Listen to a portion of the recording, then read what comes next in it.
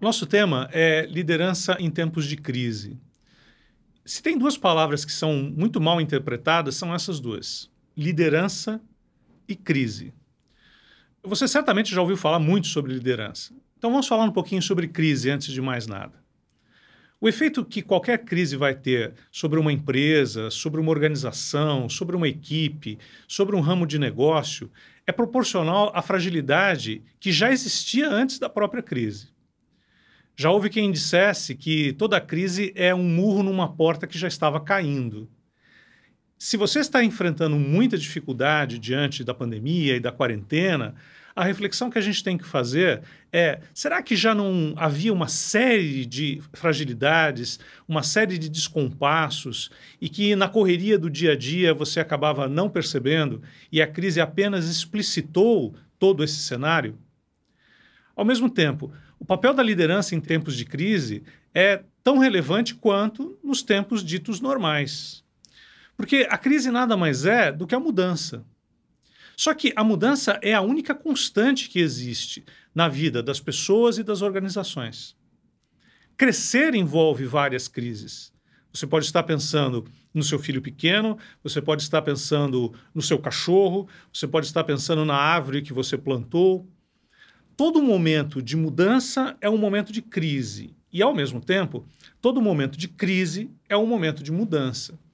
Só que, se tem uma coisa que a gente gosta, por definição, é zona de conforto. E essas zonas de conforto, elas estão também associadas à relação entre as pessoas dentro das empresas. Pois é, eu entendo liderança não como a arte do líder. Você pode ler A Arte da Guerra e tirar de lá lições de estratégia e liderança que são válidas para qualquer contexto. Isso é verdade, mas você não precisa estar no papel do líder para aprender essas lições. O que eu estou querendo dizer é que liderança, na verdade, é uma via de mão dupla. Liderança é uma relação entre grupos de indivíduos. Alguns numa posição de comando, outros numa posição de execução, mas existe uma linha muito tênue entre onde começa um grupo e onde termina outro. Então, nós temos que entender que liderança em tempos de crise significa uma situação, obviamente, de mudança que está sendo enfrentada e que a maneira de se relacionar, principalmente dentro das empresas, precisa ser adaptada a esse contexto de mudança rápida, de mudança disruptiva. Jean Piaget, ele tinha uma definição de inteligência que nos ajuda muito a entender tudo isso. Piaget dizia que a inteligência é aquilo que você usa quando não sabe mais o que fazer. Porque se você sabe o que fazer, você está usando o seu conhecimento. Mas se você não sabe o que fazer, você tem que reorganizar os elementos que você já tinha para um contexto novo. Quando a gente fala de liderança em tempos de crise, portanto, nós estamos falando de lições que nós precisamos tirar de grandes líderes, grandes estrategistas e de grandes crises para o momento atual. Quando nós estivermos falando sobre isso, portanto, a gente está falando de relações humanas. Só que tem mais uma lição a aprender aí quando a gente fala em liderança em tempos de crise. Nós somos seres biológicos. A liderança é uma herança que nós temos evolutiva. Os nossos parentes animais, mamíferos, principalmente os parentes mais próximos, os primatas, eles estabelecem relações de liderança. Veja, relações de liderança. Não é apenas o comando do líder sobre os liderados. Pelo contrário, a relação de liderança é o papel do líder em orientar o bando, em dar um norte, dar um rumo para a ação coletiva. E a ação dos liderados, no sentido de entender o que o líder disse e trabalhar no sentido de conseguir atingir objetivos comuns. Veja, relação, objetivos, comunicação. Liderança em tempos de crise exige isso. O líder tem que ser assertivo, mas a mensagem do líder tem que chegar de uma maneira muito clara aos liderados. Os liderados têm que entender o comando do líder. Podem compartilhar ou não das ideias que o líder tem. Mas os objetivos, eles têm que ser buscados, eles têm que ser buscados conjuntamente. Não adianta a gente tentar se rebelar contra essa ou aquela liderança se a liderança faz parte da nossa herança biológica. A liderança está na nossa carga genética. O que nós temos que fazer é, se a crise é uma crise nova, se a crise é uma crise planetária e se a crise é uma situação de mudança muito intensa e muito disruptiva, então essas relações elas têm que ser adaptadas. O conhecimento que nós acumulamos das experiências recentes, ele não vai servir. Um líder que está esperando tudo se normalizar é um líder que, na verdade, não está sabendo aplicar a inteligência no conceito de Jean Piaget, por exemplo.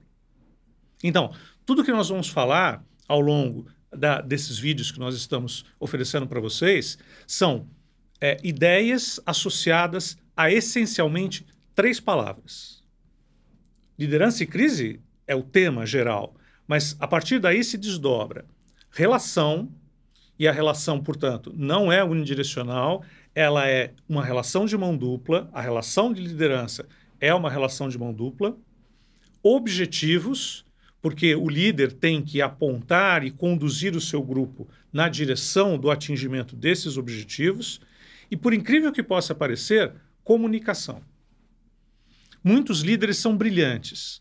Se você assiste uma live, se você assiste um TED, se você vê um documentário sobre a vida daquele sujeito, ele ou ela, tanto faz, você pode ficar com a impressão de que ele é fantástico, inovador, empreendedor, que ele sabe dar o norte para a sua organização.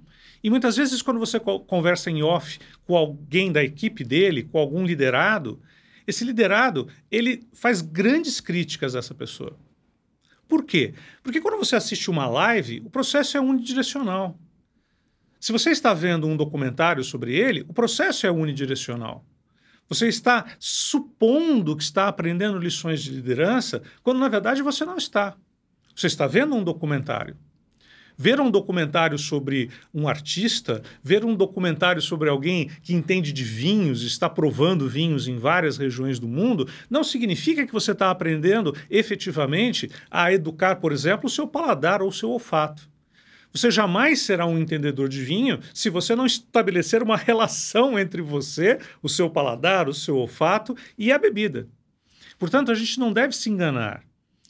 O líder, ele prova a sua capacidade de liderança num contexto de crise, quando ele consegue reorganizar a empresa, quando ele consegue recriar as relações, sem perder objetivos de vista, mas ele consegue compartilhar esses objetivos com a sua equipe. Ele consegue motivar a sua equipe. Portanto, um processo de liderança sem a comunicação é um processo que certamente tende a falhar. E quando é que a gente percebe que a liderança falhou? Bom, a maneira mais objetiva é saber se a meta foi atingida ou não. Você tem uma métrica. Tínhamos como meta elevar o resultado da empresa em tantos por cento e em tanto tempo. Se isso não foi atingido, você pode creditar o fracasso à liderança. Uma outra forma é ver as pessoas. Existem empresas que, de fato, conseguem atingir as suas metas, mas com grandes custos do ponto de vista pessoal. Você, na verdade, destrói o capital humano, você tem pessoas que ficam estressadas, com crise de ansiedade, pessoas que têm que recorrer a tratamentos psiquiátricos ou psicoterapêuticos, mas as metas foram atingidas. Será que essa é uma liderança efetiva? Uma liderança que é tão focada na meta, nos objetivos da organização, que não se importa de ir destruindo as pessoas que são, na verdade, as que deixaram lá o seu suor e o seu empenho para o atingimento daquela meta? Essa é uma maneira menos objetiva de medir a eficiência da liderança e, muitas vezes, os líderes não gostam de deixar explícito o custo humano do atingimento das metas. Mas, por outro lado, tem também a perenidade da organização. Será que esse líder ele só conseguiu se sustentar na sua posição trocando as pessoas abaixo dele com muita frequência? Ele, evidentemente, se está numa situação empoderada na empresa, ele vai dizer que aquela equipe de colaboradores, aquela diretoria ou aquela assessoria não corresponderam ao estilo dele. Não houve química, entrosamento entre ele e a sua equipe. Mas se há uma troca muito contínua, será que o problema realmente está nesse staff ou está no estilo de liderança dele mesmo, ele, líder? Mas, pensando em tudo isso que nós vamos desenvolver ao longo aqui desse conteúdo que nós estamos apresentando, pensando em tudo isso, a gente tem que colocar algo na mente de uma maneira muito clara. Se a liderança envolve uma relação, e uma relação que tem sempre que estar num processo de recriação em momentos de crise, nem sempre nós estamos no polo do líder. Muitas vezes nós estamos no polo do liderado. Mesmo o CEO de uma grande organização, se for uma empresa de capital aberto, ele tem um conselho de administração acima dele. Ele tem uma assembleia de acionistas. A gente associa muito essa palavra CEO às grandes lideranças. Mas, em alguns momentos, para determinadas dimensões da vida da organização, ele também é um liderado. E se ele não conseguir agradar o conselho de administração por algum motivo ou a assembleia de acionistas por outro motivo, ele também vai ter a sua cabeça prêmio. Então, antes de mais nada, nós somos líderes e liderados em momentos alternados ao longo da nossa vida, e a nossa vida é feita de contínua transformação. O liderado também é um polo muito importante no processo de liderança.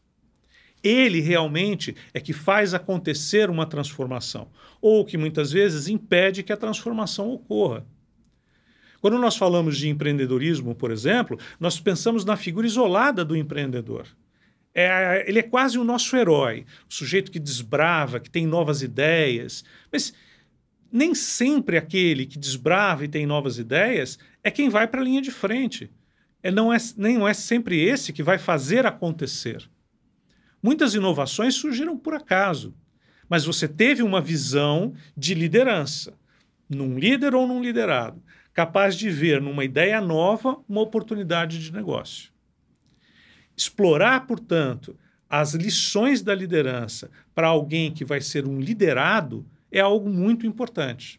Mas, de forma alguma, o liderado ele não é uma figura heróica ou ele é uma figura passiva. Pelo contrário. Às vezes, o sujeito que está lá na sua cadeira de diretor, que está tendo reuniões de alto nível com os clientes e está tendo grandes ideias, ele não imagina o que se passa lá nas fornalhas do Titanic, se você quiser uma imagem cinematográfica. O capitão lá na cabine de comando, ele está barbeado, lembra do Titanic? Barbeado, com aquela barba branca muito bem cortada, o seu uniforme impecável, está tomando chá na sua cabine. Mas se houver uma falha lá embaixo, nas fornalhas, o Titanic não vai adiante. Então, esse líder, se ele realmente entende a liderança como um processo relacional e que nenhuma corrente é mais forte que o seu elo mais fraco, ele sabe que ele tem que ter uma comunicação com os seus liderados que seja efetiva e ele sabe que uma falha lá embaixo nas fornalhas pode ser atribuída a ele depois. O naufrágio do Titanic, que a gente conhece bem, não só pelos livros, mas também pelo cinema, evidentemente, é uma grande fonte de informação a respeito desse aspecto relacional. Não houve um culpado pelo naufrágio. Houve uma cadeia de erros. E todos eles contribuíram somados para que a tragédia acontecesse, para que o naufrágio acontecesse. Mas muitas vezes vão culpar o engenheiro que projetou porque era arrogante, porque o cinema precisa dessas figuras. Muitas vezes vão culpar o capitão por ter demorado para tomar alguma atitude, ou alguém que tirou os botes salva-vidas extras que estavam no projeto original. Não é isso. O naufrágio de uma embarcação como aquela, o fracasso de um projeto, o mau desempenho de uma equipe, o não atingimento de uma meta, se você for olhar com calma, ele é consequência de um conjunto de ações que muitas vezes estavam todas muito certas, mas elas estavam também mal alinhadas. Por isso que quando a gente fala de comunicação, a comunicação serve para alinhar o entendimento de todos nós, para que todos nós estejamos olhando para esse processo como uma coisa única. Existe uma pequena parábola ou fábula muito falada na cultura indiana, de que 5 cegos estavam andando e encontraram um elefante.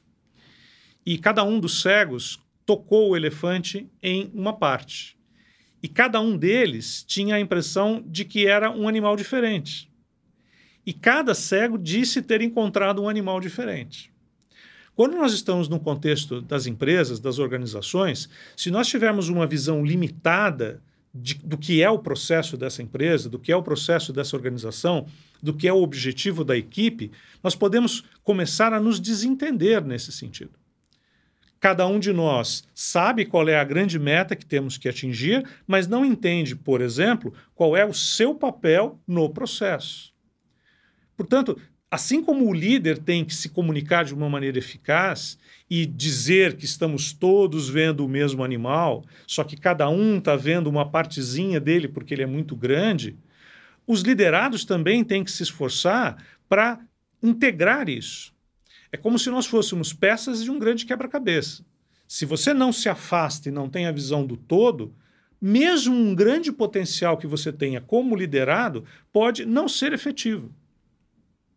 Quanta frustração acontece quando você sabe que você tem um potencial muito grande, quando você sabe que tem uma capacidade de contribuir com a empresa, mas você vê que aquilo não é reconhecido. O que é mais fácil é colocar a culpa no líder. Ele não reconhece o meu potencial. Eu já dei várias ideias e ele rejeitou todas. Mas será que a questão não é que você não entendeu exatamente qual era o seu papel na organização? Será que a mensagem dele estava clara? Será que você estava pronto para entender a mensagem? Se você começar a apalpar apenas a orelha do elefante, você pode achar que está diante da asa de um morcego. E você vai dar todo o seu empenho e toda a sua contribuição para entender e fazer aquele animal voar, mas elefantes não voam, mesmo com aquela orelha imensa. Então, é fundamental, antes de mais nada, que a gente estabeleça isso. Liderança é uma relação, nós alternamos a posição de líderes e de liderados, crise é mudança e mudança é crise. E a liderança no contexto de crise é a capacidade de se reorganizar e reorganizar tudo ao seu redor. A inteligência é aquilo que você usa quando não sabe mais o que fazer. Vamos explorar mais esses aspectos todos daqui para frente.